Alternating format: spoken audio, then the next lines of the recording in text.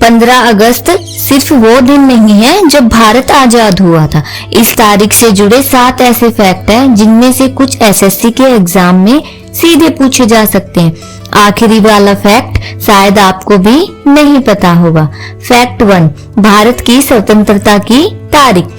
सबसे पहले 15 अगस्त 1947 को भारत ब्रिटिश शासन से स्वतंत्र हुआ, लेकिन ध्यान रखिए भारत का संविधान उस समय लागू नहीं हुआ था। संविधान बाद में 26 जनवरी 1950 को लागू हुआ। फैक्ट नंबर 2, 15 अगस्त सिर्फ भारत के लिए खास नहीं है। क्या आपको पता है 15 अगस्त कई दूसरे देशों के लिए भी महत्वपूर्ण राष्ट्रीय तारीख है। उदाहरण के लिए साउथ कोरिया 15 अगस्त को अपना लिबरेशन डे मनाता है।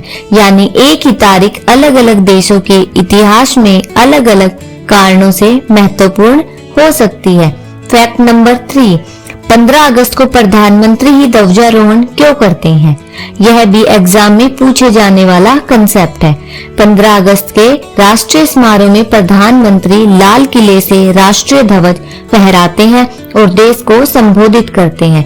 वहीं 26 जनवरी के गणतंत्र दिवस समारोह में राष्ट्रपति की प्रमुख संवैधानिक भूमिका होती है। फैक्ट नंबर 4, भारत का पहला स्वतंत्रता दिवस। 1947 में स्वतंत्रता मिलने के बाद भारत का पहला स्वतंत्रता दिवस मनाया गया और इसी दौर में भारत के पहले प्रधानमंत्री जवाहरलाल नेहरू ने देश को संबोधित किया।